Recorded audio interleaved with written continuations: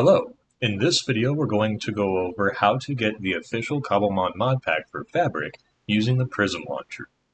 In the top left, go ahead and click Add Instance.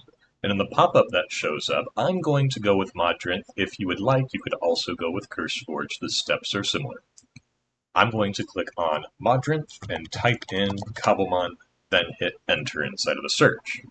Cobblemon Official Mod Pack Fabric is the name of the official Cobblemon mod pack for Fabric that's distributed by Cobblemon.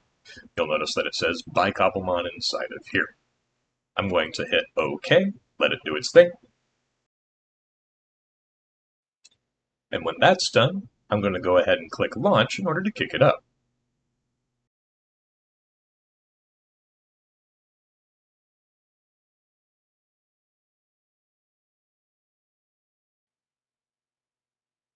Once that's done, we can safely go ahead and click Don't Show Again for these updates, for the Zero's map updates, and take the version that was distributed with the official mod pack itself.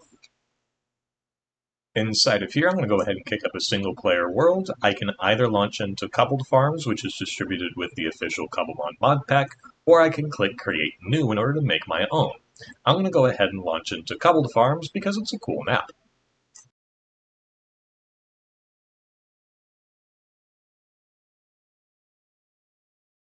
Once that's done loading up, we can see that we are in the Cobbled Farms map. There are handy-dandy books on pedestals. There is the, I believe that's the Archaeology Museum. And I'm going to go ahead and kick up the starter selection screen, pick a starter, and my trusty Bulbasaur is not shiny this time either. Thank you for watching.